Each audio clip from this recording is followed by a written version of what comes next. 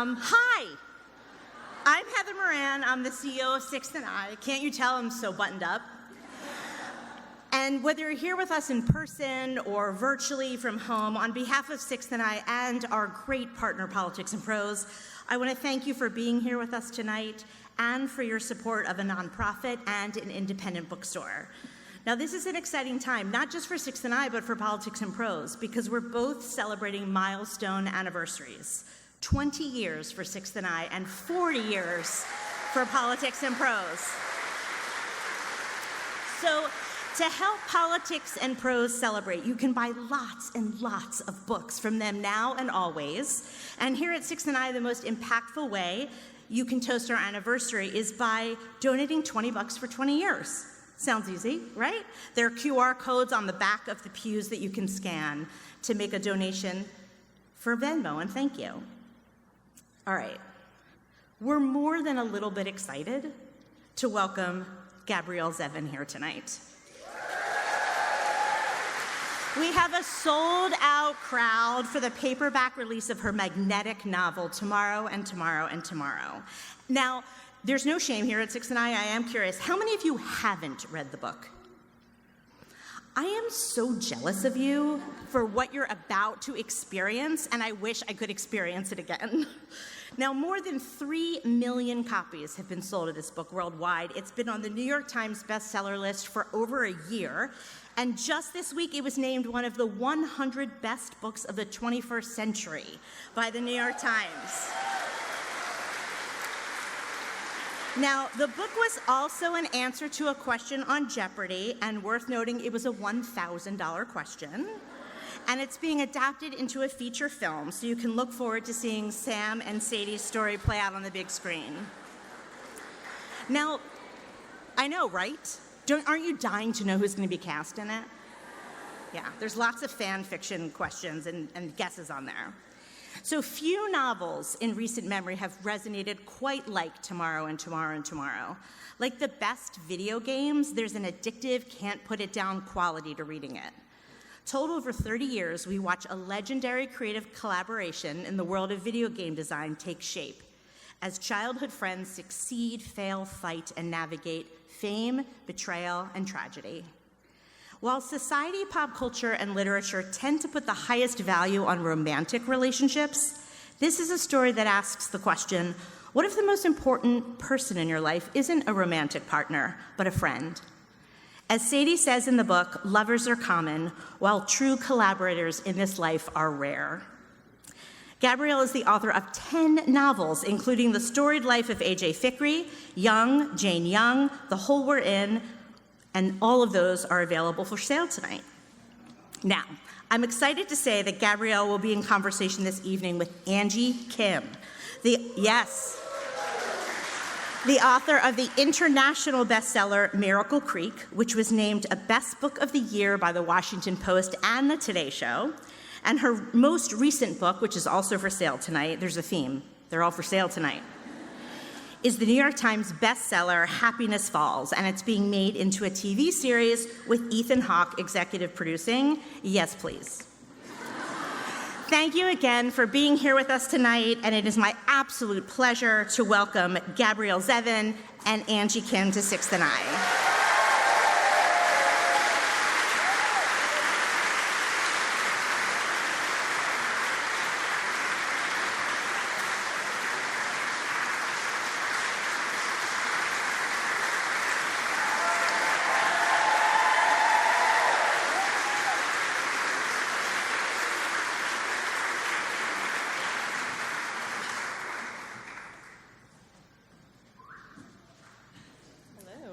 Hi.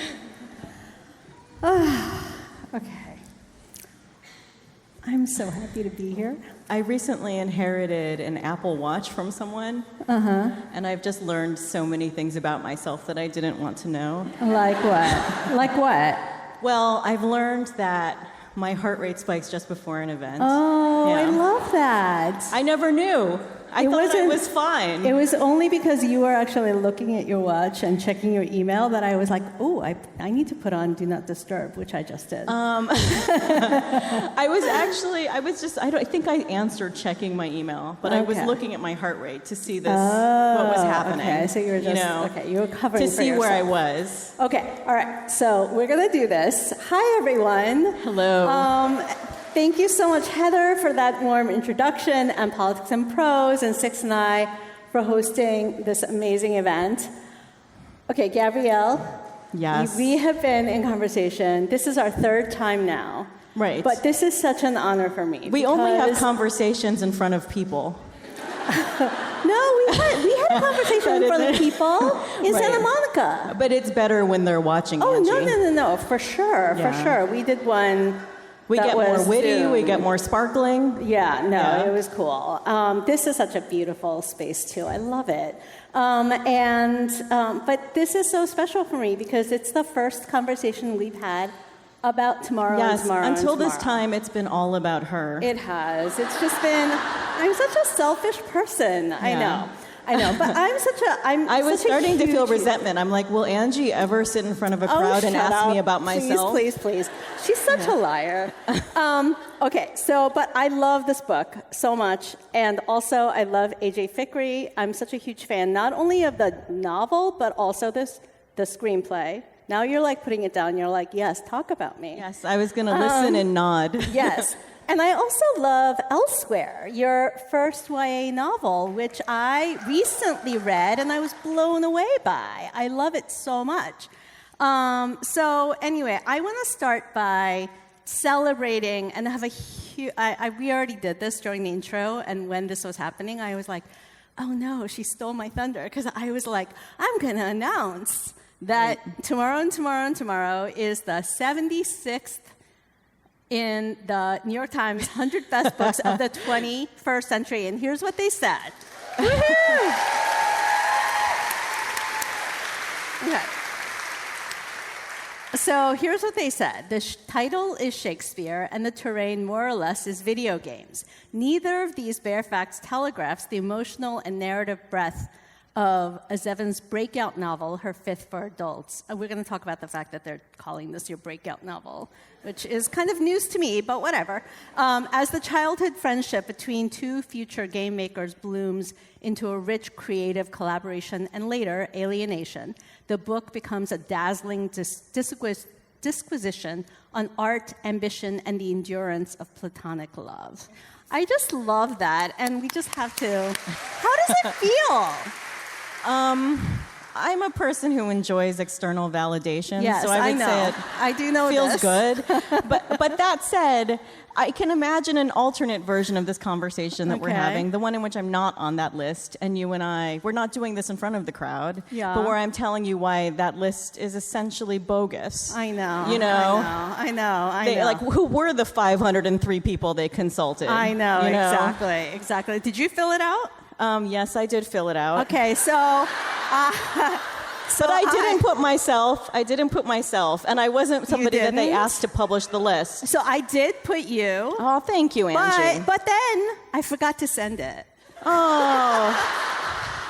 Angie, I could have been 75. No, I don't think so. Okay, but anyway, all right. So we're gonna get to this. All right.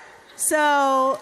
Okay, we're gonna get one more reference into the New York Times because I really love the review from 2 years ago. I didn't love it as much. You didn't? I did not. Why? Because, I actually think the guy who wrote it, Tom Bissell's quite a good writer, and he's quite a smart writer on video games, so I wasn't mad about the assignment. Yeah. But in it, he predicts that the book will have dozens of readers. No. I actually have that quote. That's not what he says. So I actually have that. Oh my God, I can't believe you. New York Times Book Review called this a love letter to the literary gamer who said that he's a literary gamer with a capital L and G, and called you one too, even though you actually have said that you're not a gamer with a capital G, right? Like, so we'll talk about that too. And he said, yes, there's dozens of us, dozens. He meant like literary gamers, not that this book is going to have dozens. No, I think he meant that the book would have dozens of readers. No. He totally did not mean that. Everyone I know interpreted it that way. Really? And frankly, I did not. We enjoy laughing about it now. So don't ruin a great joke for me, Angie. All right, okay, fine. Okay. But I just wanted to ask you, like, going off that. So why pick this world if you don't consider yourself a gamer with a capital G? Like, what? And how did you learn about, like, how did you learn about how to develop games? Well, the first thing about it is that the book isn't about gamers, and it's certainly not about capital G gamers. It's about people who make things. Yeah. You know. Yeah. But my dad was a computer programmer, and I had played video games most of my life. And your mom too, right? No? My mom is not a computer programmer, but she worked at IBM. They both were career-long IBMers. Right. And, you know, I think I knew from an early age that programming wasn't this exotic scientific pursuit. What it was the learning of language. Right.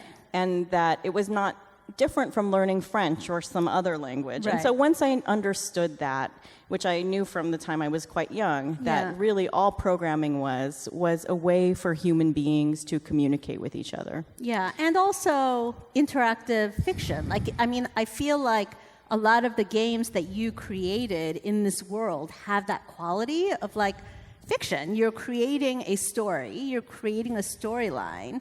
And, I mean, it's funny. I never called myself a capital G gamer or even a gamer. You know, I wrote 9 books before this. There's not a single reference to video games in any of them. Right. I don't think I ever gave an interview before 2022 where I mentioned anything to do with video games. Right. But that said, I had played for 40 years without thinking that was at all something interesting about myself. Right. I never once played a game with an ulterior motive until I began to work on this book. I only ever played something because I thought it was fun. And there are very few things in my life that I do just because I think they're fun, you know. But in this case, with video games, I had never played like in the way I read, which was to kind of form, you know, to read things that were good and nourishing. I played, I'm not going to call it garbage, but I'm just saying, let's just say I didn't put a great deal of thought into it. But then when I went to write this book, I just began to realize that I didn't want the video game designers I was writing to be limited by my taste. I wanted them to actually have the taste of elite video game designers. And so I began to play as if I was an elite video game designer. I started to form a canon in the same way an English major would form a canon. I asked everyone I knew what were the best games, what were the ones that moved the technology forward, and all of that. And the farther I got into the project, I realized 2 things.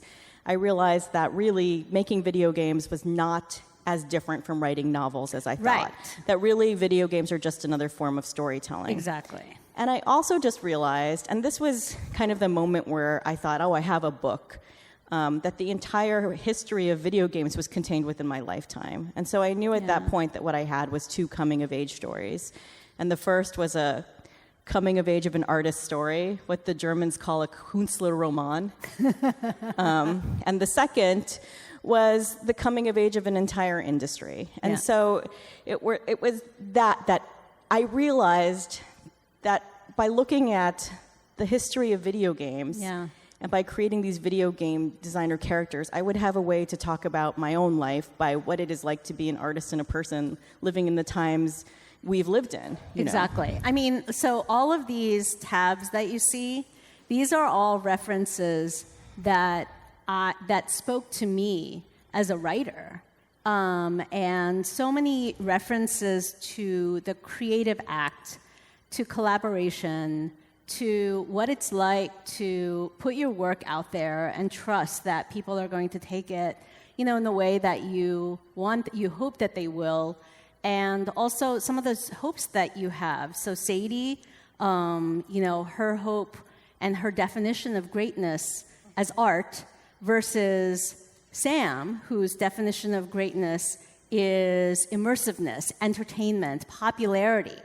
And I feel like I've had those conversations with my friends, who are writers, like, which, if you had to choose, which would you rather have, You've had that conversation with me. Right, yeah. Exactly. We have had this conversation. We have. What did we say? I don't remember. We had a little too much drink, the question you asked me particularly was, would you rather write a massive bestseller or win a prize? Right. That kind of thing. We talked about this with Janelle in Silver Lake, right? Yeah. And I gave an honest answer. Which was?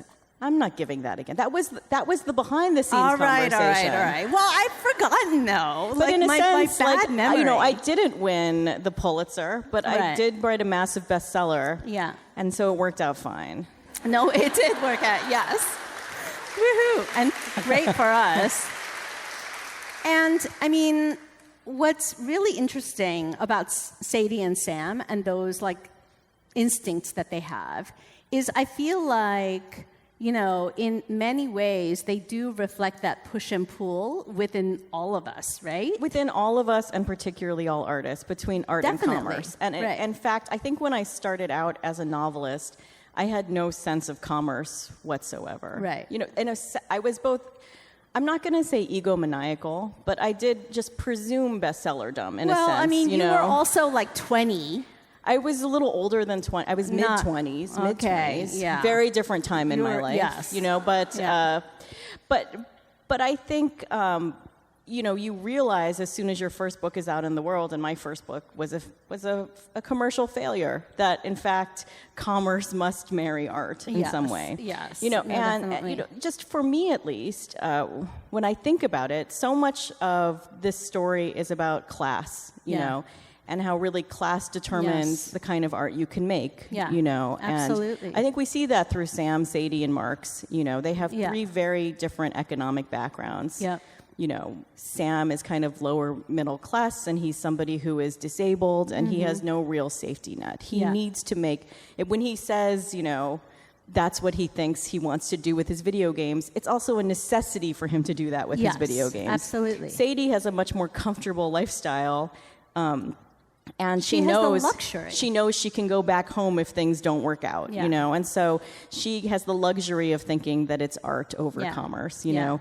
And Marx, of course, is super rich, which is why everyone likes him. Yeah. Well, no, that's not why everyone likes him. But I do think it's easier to go through life. We were actually arguing about this. We were a little bit. I was saying, it's not like I'm not defending Marx, but Angie always defends Marx to an excess. I love Marx, and I just got they're on your side.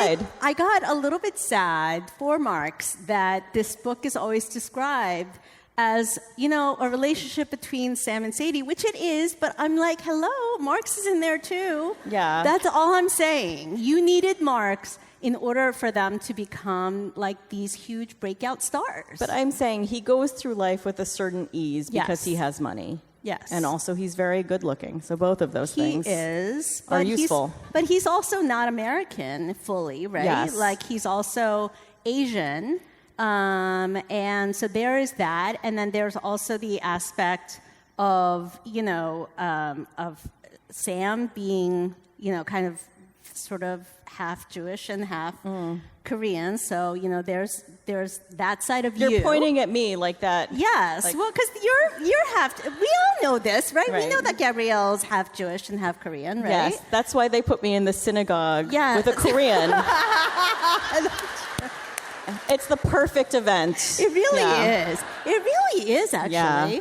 And then there's Sadie, who's a woman who's kind of coming of age in this world that kind of belittles what women can do. And in that world, it's in all the worlds, I think, in the current world, Well, one, you've talked about how people used to talk about your books as charming and cute right. I don't. And for a long time, I had never read a review of my books, and maybe they were charming. I'm not saying they aren't. They are charming, but it's true.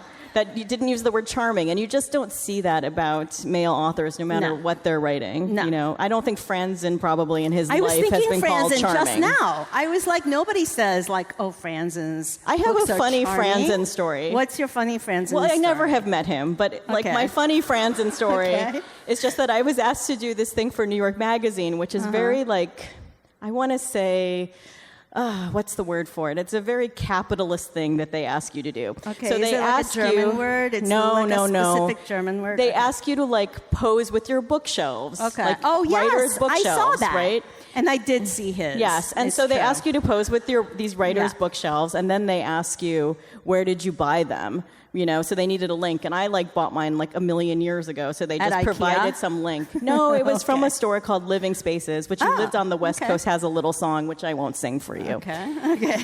But Franzen, he posed with his shelves, And he built his own. I knew that. I remember that. I totally remember that. I can't say bad things about him because. Why would we say? But we're not saying. I admire the fact that he built his own shelves. I mean, yes, but also it makes me roll my eyes a little bit. You know. I mean, Kind of?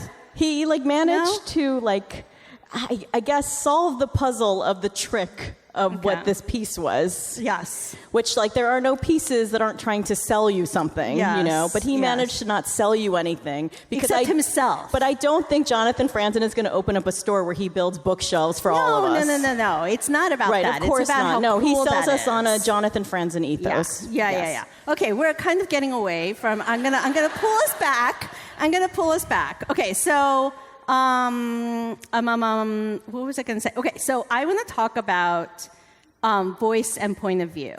Because got this serious. Yes. Yeah. I know. Remember when I had my glasses on backstage and she was like, Angie, you look so serious. She Like, looked what are so you studious. doing? There were notes everywhere. I was like, and I had this. No, but I really do because I love the omniscient narrator that we have here.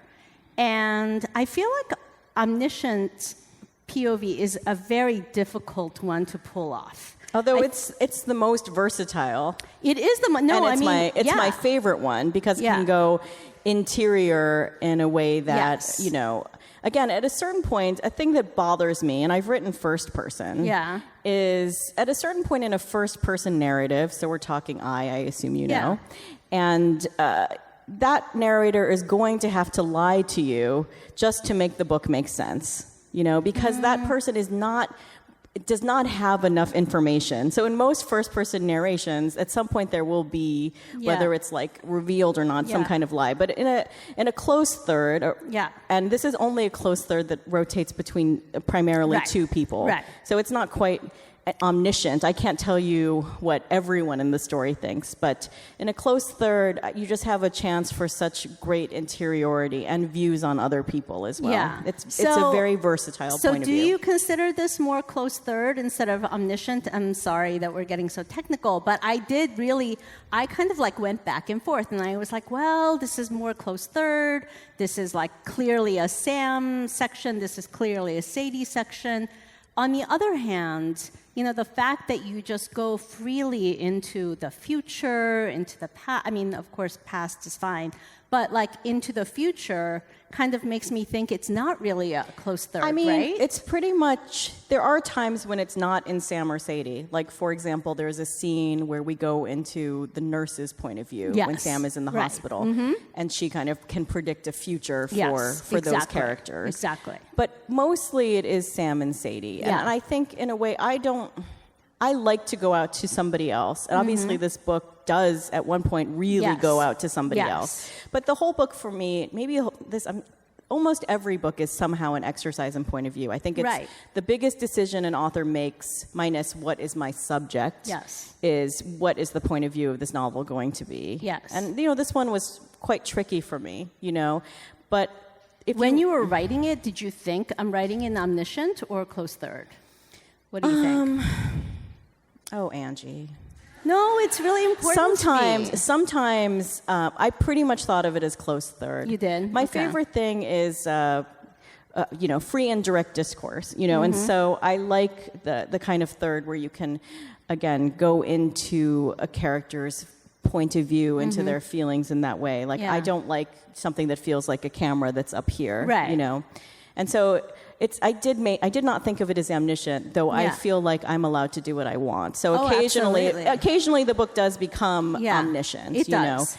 But mostly it is a close third. Yeah, no, and I love that sort of going back and forth between them, and I loved being able to sort of see that kind of prediction of what's going to happen in the future, because that adds an element of suspense, but also it, to me, made me sort of see the whole story as part of that coming of age of an entire industry. Well, I think some of the reason the book is able to move through the past and the present is because I kind of had a different approach to writing character than I had in some of my previous novels. Oh, what was your approach to writing character? Well, only that a complaint maybe I have sometimes with novels is that it feels as if for the first 100 pages of the novel, the author is getting to know those characters. Yeah. You know, and so they're like, which, if you think about it, doesn't make a lot of sense. Right. You know, so I wanted to know as much as I could about all of these people from page one. Right. You know, and so that's the point of view from which I wrote from. Right. Which is that we're not going to get to know them together. I will know them before. You know, which gave me just more knowledge of everything they were going to do and how they might feel at different times, and more ability to move through time fluidly. And I think that's what gave me the sense that you were an omniscient narrator. In some sense, you were sort of this, you know, there is an authorial figure that kind of knows what's going to happen and is very expertly telling us what's going to happen, you know? And that's what, and it really made me think a lot about it, because I was telling Gabrielle that for those of you who haven't reread her book and have only read it once, I want to recommend highly to you the experience of going back and rereading, because I think it'll make you think about it differently if you're not reading just for the immersiveness of it, if you're also reading for craft. And I mean, also, generally speaking, that I don't think you can really talk about a book until you've read it twice. Yeah. You know, and so I feel a sadness that I don't read books over and over again in the way I did when I was a kid. Yeah. I feel like as a writer, the first read is just the reader read, but the second read is the writer read. Exactly. Where you want to, sometimes I'll be reading a book where I want to, as soon as I'm done, go back to the beginning, because I want to be able to juice the craft from this thing, you know? And so but I don't really feel like I truly can be conversant in a book until I've read it twice most of the time. But, you know, we don't have the luxury to do that anymore. Well, but there used to be in my house, you know, let's say, you know, 500 books. So some of them you'd read twice, you know? There wasn't like always something new.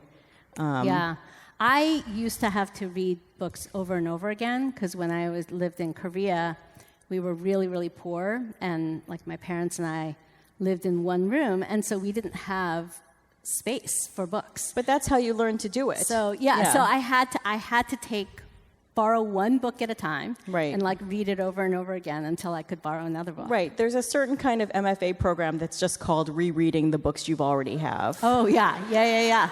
You know? Yeah, which is great. Yeah. Which is awesome. That's the one I went to. Oh, yeah. really? Yeah. Where was that one? It was right up here, guys. Okay, all right, fine.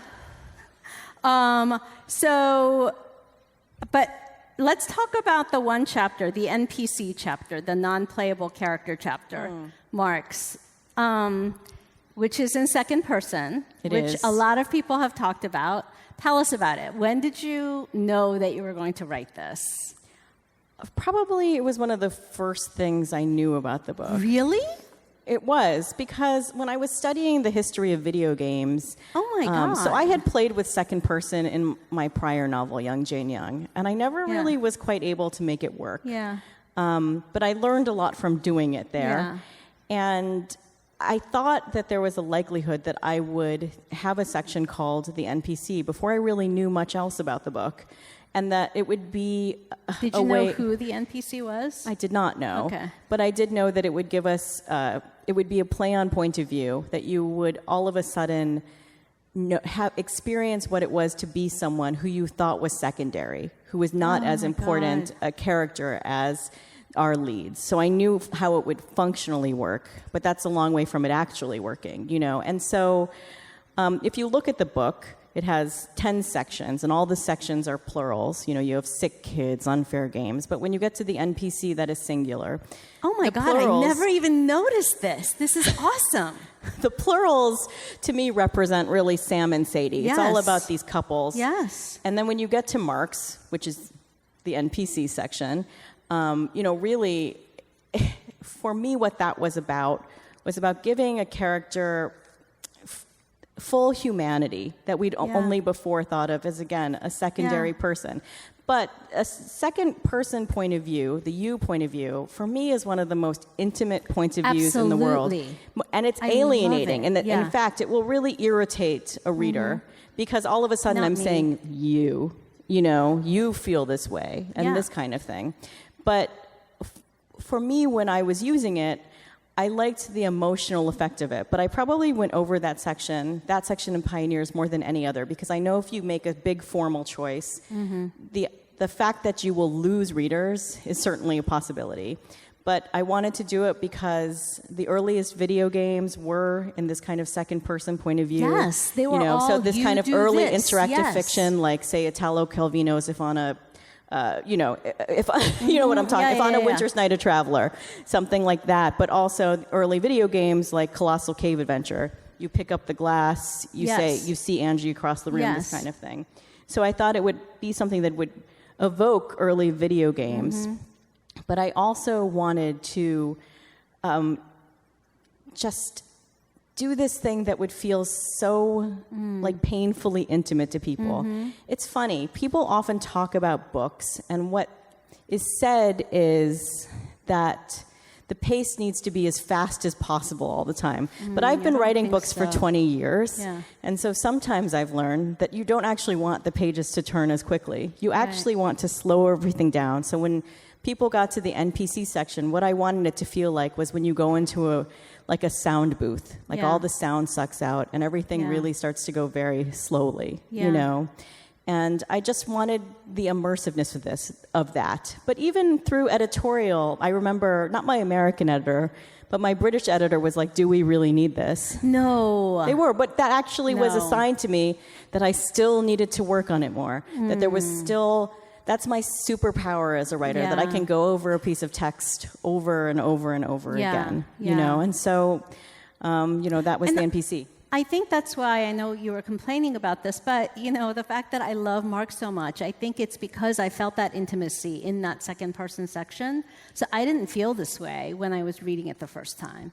And then it was on the reread, after I had experienced that section, that in second person, and felt this intimacy and felt what it was like to, kind of like have been him in a sense, and to have kind of like walked in his shoes and flown in his body, that I felt like, okay, I really feel like this is as much Marx's story as it is Sadie and Sam's. I don't know that it is, but I don't know that it isn't. Right. I mean, you're the author, but to me it is. So, hey. I think,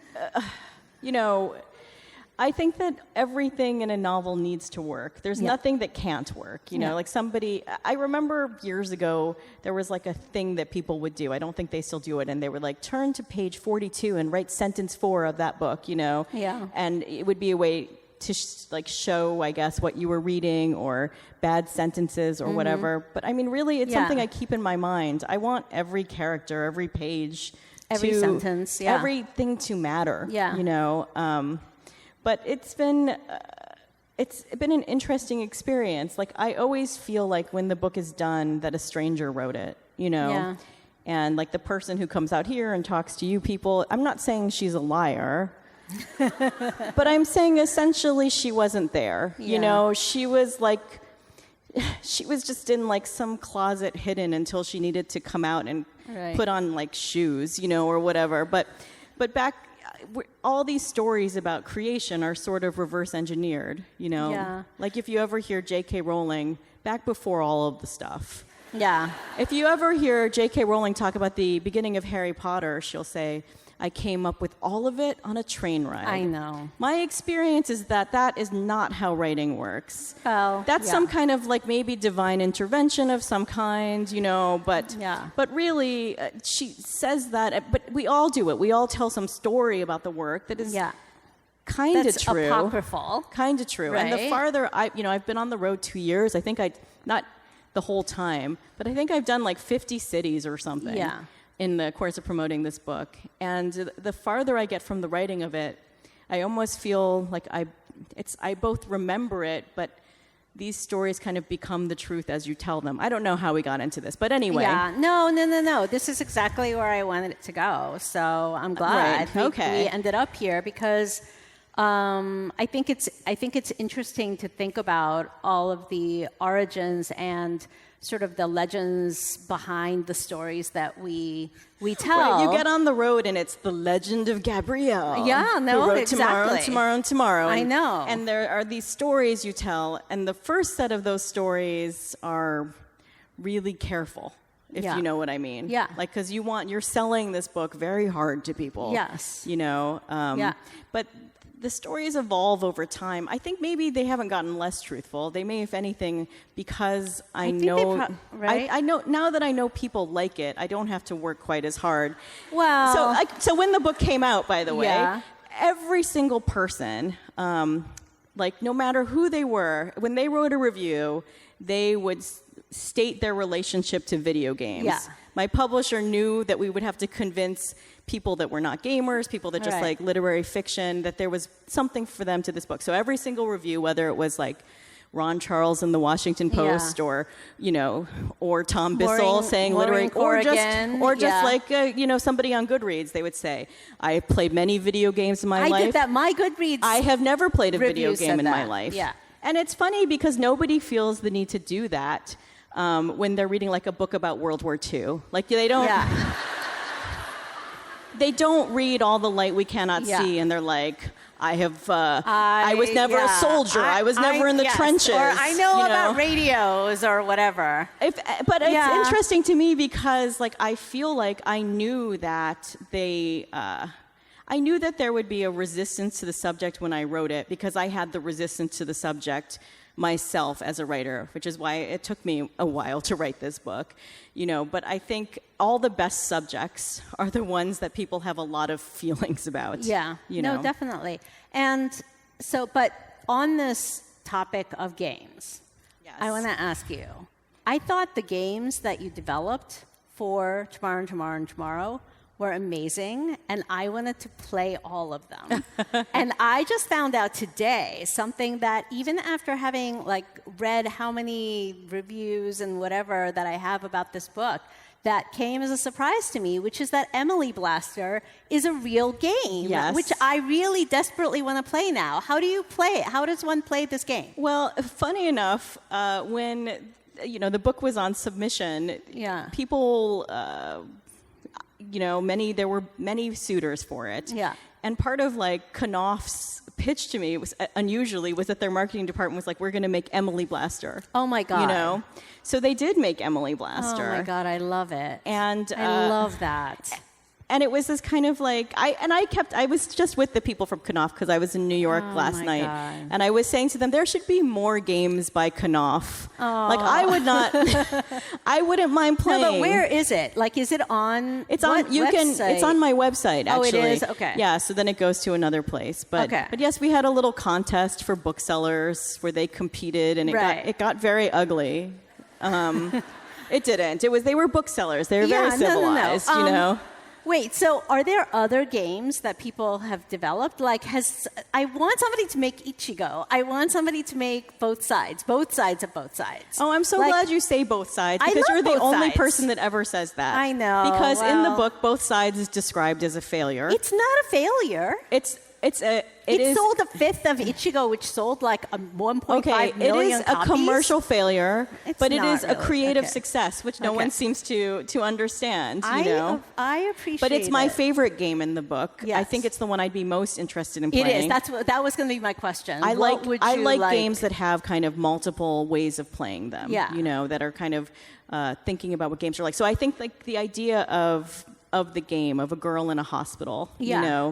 Who has a whole other world that she plays in. To me, these are an interesting way one could use that technology. Well, and also it's kind of your book too, right? It's about sort of the creation, like the juxtaposition of the real world and the virtual world, and how we use one to sort of escape the other. Yes, and the both sides obviously are Sam and Sadie. Yeah, and I don't know if that's the optimal way to make a video game. Right. And then right. where you kind of make one thing that. Right. But really, every single game in the book has some corollary with something I have made. Yeah. So I've written 10 novels. I've written movies and this kind of thing. But both sides had a very particular inspiration, which was my partner and I, Hans, we made this movie a number of years ago. It's called Conversations with Other Women. Yeah. And it's a split screen movie, and so it stars Helena Bonham Carter and Aaron Eckhart, and it's about this couple that may or may not be together, and they each exist. They each have a frame, and so really that was both sides. Yeah. So let me ask you about Hans. Go for it. So is the collaborative relationship? So Hans was the director, and you wrote the screenplay for A.J. Fickery, right? Yeah.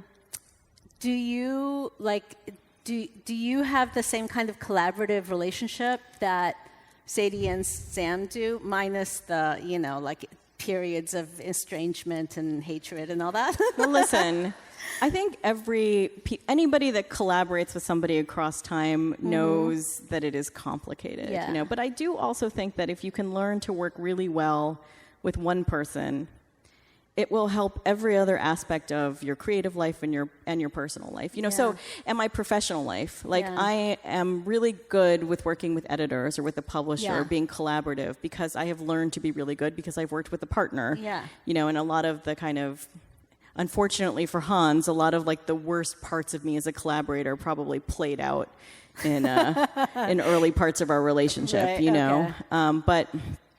And fictionalized in the story? There is one thing that is really true in it, which is at one point Sadie says that she doesn't really know if an idea is good until she says it to Hans, to Sam. To Sam. I love it. And it makes its way, through his brain, know. And it's not like at first I think we had a lot of that, where it's such a valuable thing to have somebody that you trust creatively, and especially early in my career, early when I was beginning to make things, again, to have somebody that you can collaborate with, that you can make art with, I just don't know that there's anything better. Right. Oh, I love that. And, it's funny. I know I want to spoil things in the book. Is that terrible? Are we cool? Wait, how many people who hasn't read the book? We didn't see the show of hands. Yeah, we didn't see. Okay, well. Oh, sorry. All right. Let's not spoil things. We won't spoil it. Yeah, okay. All right. Yeah. Okay. Because now people are getting upset. Well, no. I'm not going to spoil anything. Okay. But just to say Can you to say me, it in a cryptic way? I'm going to say it in such a cryptic way. Yeah. To me, the theme of the book is sometimes that the virtual worlds that Sam and Sadie create. Yeah. I don't know. I don't have a good cryptic way to say that. I was getting into something that was, Anyway, but just to say that Sam and Sadie, I think so much of the conflict is between the perfect virtual worlds that Sam and Sadie create and the imperfect world that they live in and the imperfect people that they are. And for me, a takeaway, and something I hold on to as a creative person, is that despite the fact that we live in very imperfect times and a very imperfect planet, it is still worth it to love people and make things if you can manage it. Oh, I love that. So that was a cryptic spoiler. Yeah. I don't know. Yeah. Okay, so I'm going to now turn to audience questions. Oh my God, so soon. I know. So I think soon. we have 20 minutes left, although I'm not sure when we started, so I'm not really sure. So if somebody could flash how much time we have left on the iPad, I'd really appreciate it at some point. But anyway, audience questions. I'm going to... Angie, you have all the power. I know. I have so many. I have such good questions. Okay. So let's ask about the film adaptation. So it's going to be a film, not a... I mean, maybe it will be. I think it will be. Not a limited series. What scene are you most excited for your fans and yourself to experience in the film adaptation? That is a question from Leah. Lydia. Leah. Lydia. Or Leia. We don't know. Leia or Leah? I don't know. But anyway. Okay, yes.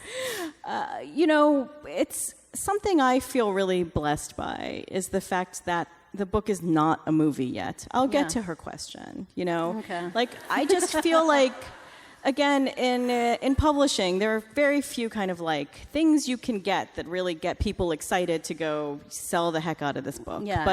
So a movie deal is one of those things that people get excited about. But I was excited about it, and am excited about it. But that said, something that I feel really grateful for is that the book became quite a good bestseller without there being an adaptation. Absolutely. That for some period of time, it has gotten to exist just in people's imaginations before it became this, like, for lack of a better word, hard or rigid or plastic thing. Before these people were embodied and the story was simplified into the 3 acts of a movie. I will say that when I wrote the book, my film rights agent asked me, what would you like to have happen with this? And I said I would like it to be a limited series. So, of course, it's a film, Yeah, well. And I think, in a way, it is a difficult movie because so much of it is internal. It wants to be longer than 2 hours, of course. But I think, again, they have some cool people on it right now, like Sean Hayter, the director of Coda, has attached to make the movie, cool. and there is some, and I feel excited about her as a creator. But I think the book is a little bit resistant to becoming a movie. You're the writer, right? I wrote the first draft of it. Then they hired somebody else. I call him Player 2 to give. To give that book, that screenplay, that Gabrielle Zevin feeling, that I wasn't bringing as much, So interesting. A lot of the kind of interaction between myself and the powers that be was around how can we get more of the book into the script? I'm like, well, absolutely. How can it be 3 hours, or things like that? But I am excited. But she asked me about scenes. So the scene I would most want to see is probably the scene on the peach farm, which has nothing to do with video games at all. And so that's in the NPC section of the book. A very cool thing about the peach farm scene is Mr. Mas Masumoto, who runs the peach farm. He read the book, and he reached out to me. Oh, my God. And he sent me peaches. Oh, my God. That's so amazing. And they were wonderful peaches. I had them once before, but... Did they taste like flowers? They do taste like flowers. They taste like all the beauty of the earth. But what's really cool is, so the only way you can go to Masumoto Peach Farm is if you write an essay about why you deserve to eat these peaches. That is why I ate the peaches one year, because I had a friend of a friend who wrote the essay about and went to the farm, got the peaches, and that's how I knew this whole story. But what's really cool now is that if you go to Masumoto Peach Farm, he's got kind of like a tomorrow and tomorrow and tomorrow thing happening there. Oh, I love that. Because they love that they are the peach farm in the book. Yeah, I love it. The book has had this weird way of kind of making things strangely real. Yeah. Like, if I put something in the book, because I have had popular books, but maybe not quite this popular before, if I put something in the book, that thing sometimes came back to me. I love that. Which has been mainly good, but sometimes strange. Yeah. But I'll tell you one that was in the middle. No, it's only good. Okay. So at one point in the book, Dove eats shakshuka at a restaurant called Cliff's Edge, which is no longer there. But a man reached out to me to say, if Dove ate that shakshuka between 2011 and 2013, then I would have cooked it. Oh my God, I love it. That is so cool. Okay, so Oh, yay. Okay, 20 minutes. Okay, so I actually had some more time for my own questions. Okay. So I'm going to give myself one more question, which is, and it leads perfectly to that, which is talking about how huge this book has gotten to be. And you've talked about how a lot of people think that this is your first book, when of course it's your 10th. And I mean, that's a publishing thing. They will have you debut as long as possible. No, it's true. They do love that. But I also don't think that I could have written this book as a first book. To me, it's so clearly about what it is to have a long career in the arts. You know? And to have experienced those ups and downs. Let me give you an example, Angie. Okay, of this. what? So the real first review that in a newspaper or in a publication of Tomorrow was in the Harvard Crimson. Okay. It was several months before the book came out. Oh my God. And I went to Harvard, and so I read this review with some interest. Yeah. And it was written by an undergraduate who was maybe 19 or 20. Okay. And in a way, the review was about how everything after Ichigo is incredibly boring to her. Oh my God. And if you think about it, it makes a lot of sense. Yes, because when I was 20 years old, I just thought it was success and nothing, you know? But I really wanted to write a book about everything that comes after a success. Absolutely. And all the ways like failure cannot be avoided, failure should not be resisted because it is inevitable, you know? And the avoidance of failure is really no way to live one's life. But I've had that experience a couple of times where I was doing a podcast in Australia, and the woman who was interviewing me, she was about 27, and she said, "Gabrielle, you've written many books." And I said, "Yes." And she said, Tomorrow is your 10th novel." And I agreed that it was. And then she said to me, "I think our listeners, who are mainly, in their 20s, would like to know, how do we get to write something like Tomorrow faster?" What? Yeah. That was the question? That was her question. And I What wasn't did you even say? mad about it because that's exactly how I felt at that age. I wanted to know, how do you get to the end faster? But of course, there's no way to get to anything faster.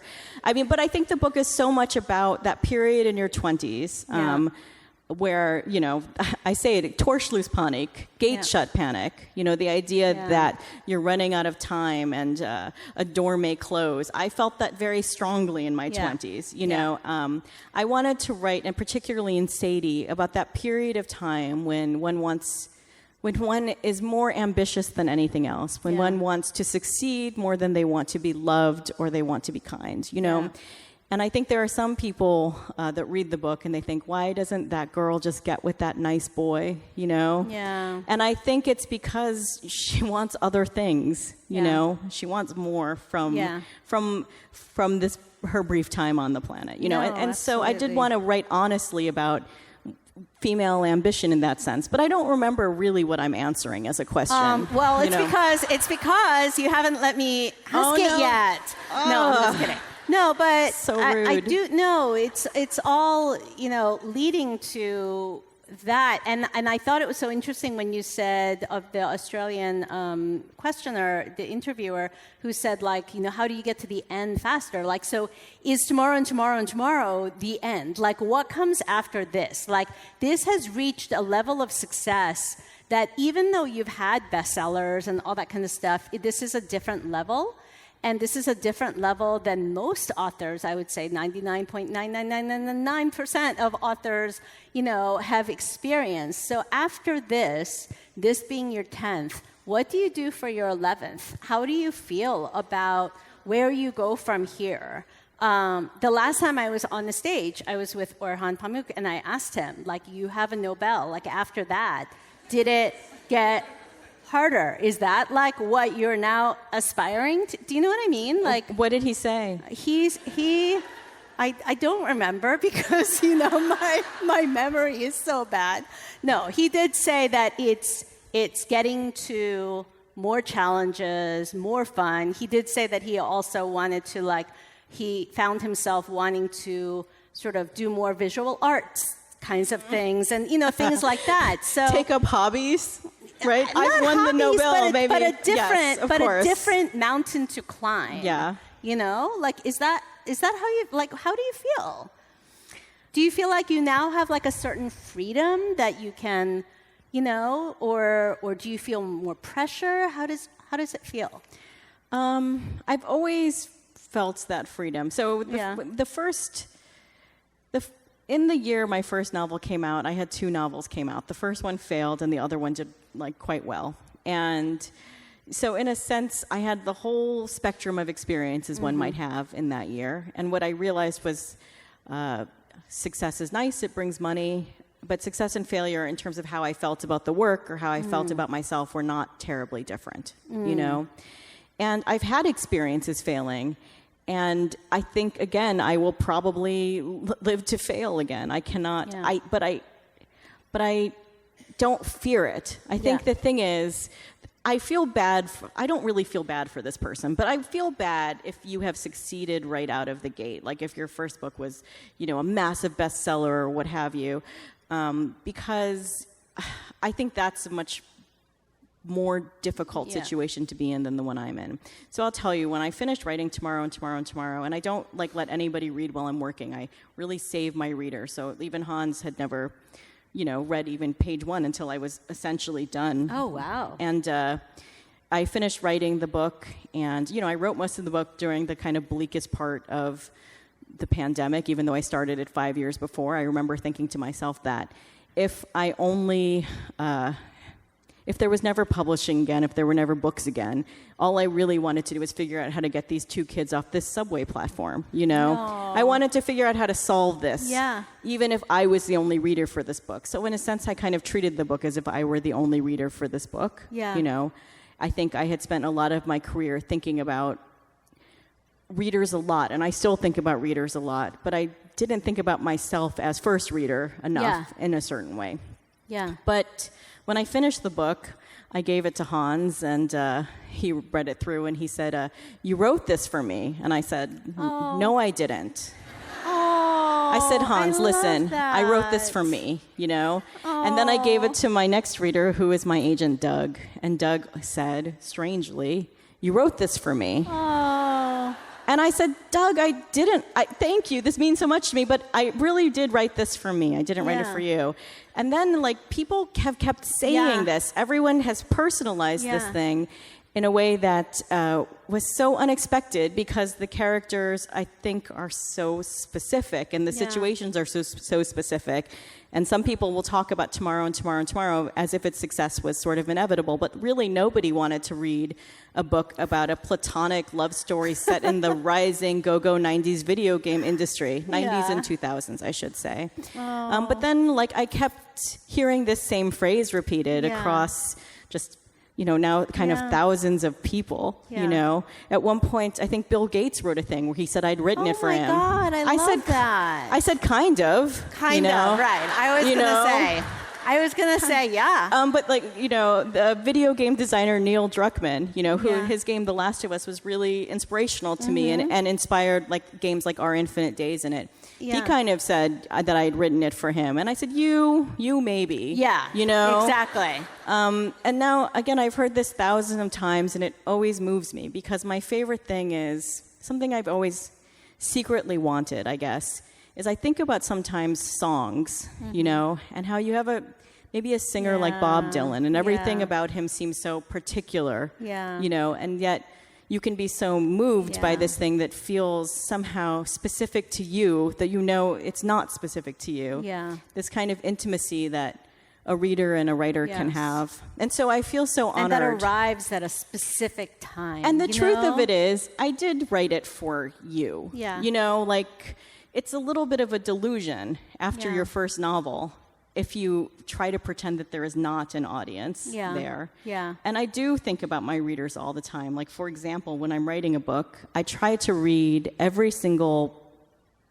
all of the work I will read up till the moment I start the book, you know, where the process is that day. So as you get toward the end, you're reading like 400 pages. Exactly. And, you know, and the first page is like, has been, you know, gone over so many times. Except they've all been worked over in my case. But I like to be in the exact same place that my reader is in. You know, I don't want to be entering it as, and I think this helps a lot with pacing and momentum and all that kind of thing. But, you know, but just to say, it's kind of a cute story now because the book was a success, but it wouldn't be a cute story if I was like, oh, wow, I wrote that for myself and not for all of these other people. But in fact, I think when you think about the work, it sort of has to be that way. Yeah. You No, know? I think it has to be that way too. I mean, and Sadie says that that's one of these things that I marked is when Sadie says, you know, she's in Dove's class and she says, well, he's going to not like anything that anybody does, so I might as well do something that pleases me that I love. Right, because you can't control any of the rest of it. I can control nothing. Yeah. I can control the title. Yeah. My name to an extent, but sometimes not. It becomes different names in other places, you know. I can control the text in this book, you know. I cannot control anything else that happens with this book after that. Right. I can't control how you read it. I can't control if you misunderstand certain things about it. If anything, that's it's a collaboration in that sense always, you know. Yeah. So I guess to me, it doesn't change much is what I'm saying. Yeah. I will go back to work, you know, and it will be the exact same. I used to speak in occasionally in schools, and I would say to them, and I meant it, you know, you and I have the exact same set of tools. Of course, I have more experience, for whatever good that is. But in fact, you have a computer, or you have a pen, or you have some writing implement, and you have your imagination. Yeah. And tomorrow or the next day, we could both write something amazing. We don't know which one of us it's going to be. Yeah. The person who was driving me around to visit these schools said, "You shouldn't say that to kids anymore." But why? What? Because he thought I was like basically sending them. I was deluding them into thinking that these things. But I think it is true. You know? Yeah. No, I think it's true too.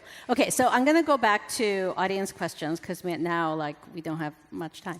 Now I'm stressed. Now I'm really stressed. Okay, so this is from Kat and Cadence, a question on language. I love questions on languages. As word nerds, we really appreciated the fact that we needed to look up a new word every 10 pages or so. It's not every day you come across a book that challenges you in this way. Is there any particular explanation or motivation behind this? I love that question. I mean, I love words. I did a high point of promoting Tomorrow and Tomorrow and Tomorrow was that I did an interview with the Merriam-Webster Dictionary. Oh my God, I love that. It was called Word Choices. Oh. And they interview about why you chose particular words. And so we talked a bit about this subject. Which word did you We talked about all different words, really. Okay. You know, there were, look, why this word and not that word? Sometimes we would look at different drafts of things and that kind of thing. But you know, I think that the book does have a complicated vocabulary, and if you think about the characters in it, I think if you think about Sam a great deal, with Sam, sometimes he goes to great lengths to, you know, particularly in, I guess we'll talk about a simple word. Sam has difficulty saying I love you, you know. And so he goes to great lengths to find other ways to say I love you, when in fact, I love you, I care about you would suffice. Yeah. And so something I have often thought about is why it sometimes seems that the difficult words are, for a smart person, sometimes much easier to access, you know. I love that. And so that was a thing that I was thinking about when I was writing this book. Okay, so here's a follow-up to that, very quick follow-up. From Christine H. Sam's coworker Simon loves to say German words. Do you speak German? If so, which word fascinates you the most? Doppelganger, Zwamsigkeit? I don't know if I'm saying that right. Zwamsigkeit, All right. I don't speak German. I did go to Germany on book tour. And so when I go on book tour, I'll learn as much of some language as I can before I get there. And I wonder how they did that chapter in German.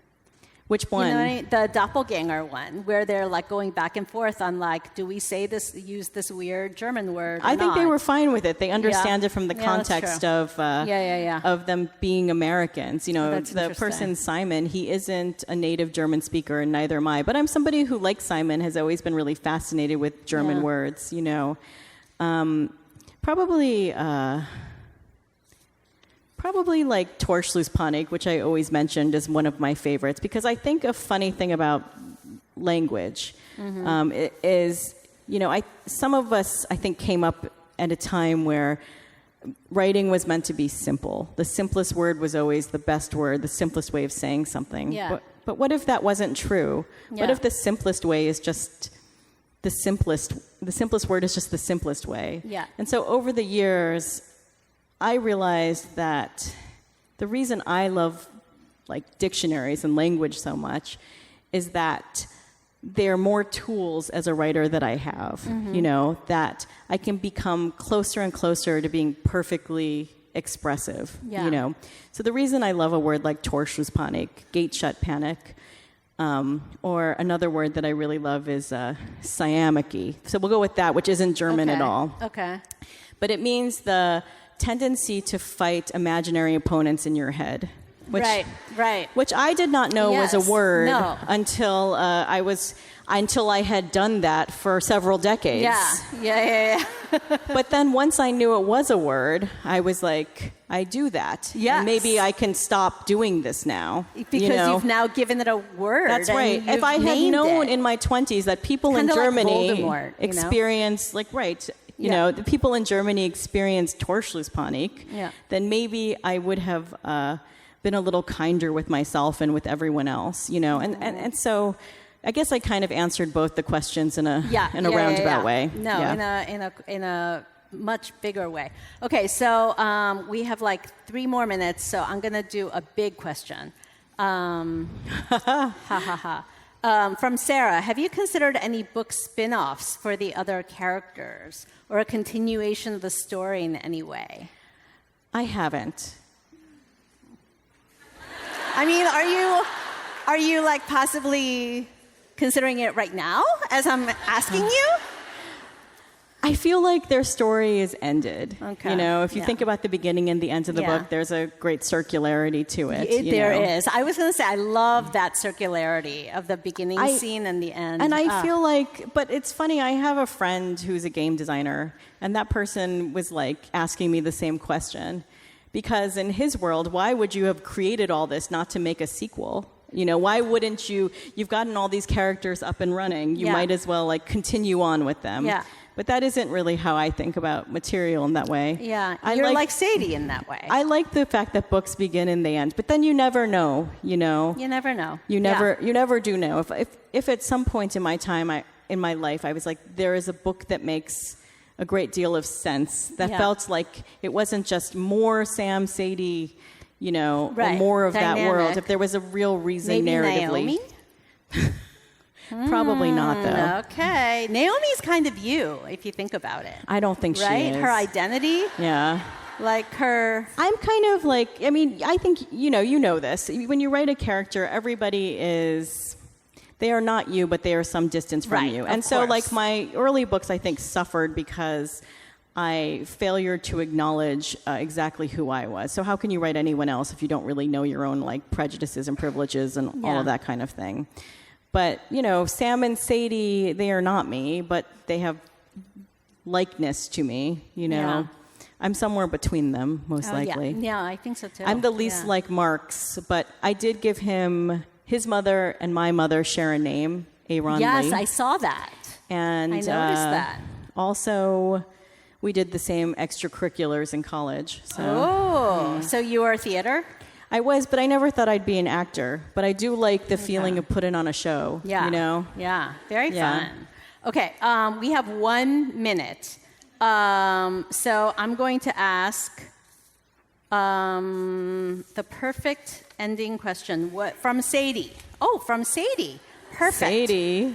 What's a book you think everyone should read? What a great question to end on. And my job is done. Are you exhausted?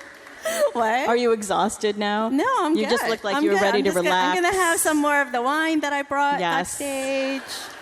All right. I don't think there's any book that I think everyone should read. So I'm often asked a variation on this question. Okay. And I think, tell me something about yourself first, you know? And then I can tell you what might be a good thing to read. Okay. But I think the best thing about books is we have so many of them. Yeah. It's not like I'm resisting giving you a recommendation. I just think that books, there are no books that suit everyone, really. Yeah, no, that's true. But I will say... And that's okay, It is okay, but may I say, since you're not giving an answer, I will give an answer, which is, well, certainly for everybody in this room, you should reread tomorrow and tomorrow and tomorrow. And may I also say that she brought me the most amazing gift. Which Gabrielle... It was amazing. It really was. It really, really was. She brought me the 20th anniversary edition of David Mitchell's Cloud Atlas that she wrote this introduction for, which is an amazing essay.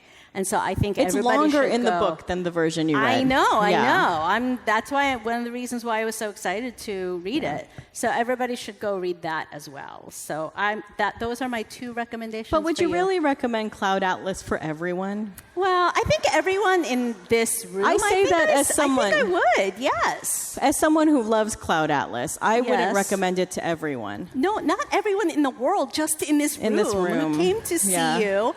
And also, I did not recommend that you read Cloud Atlas per se.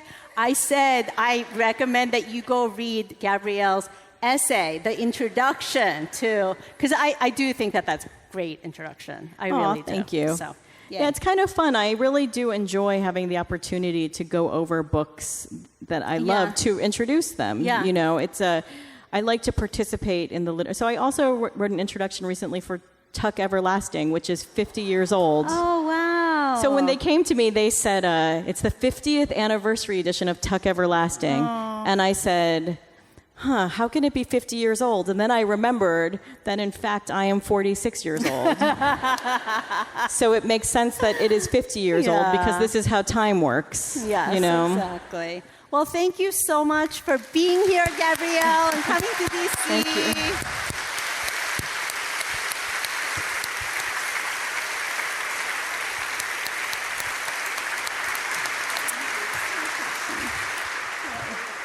Thank you so much. Thank you.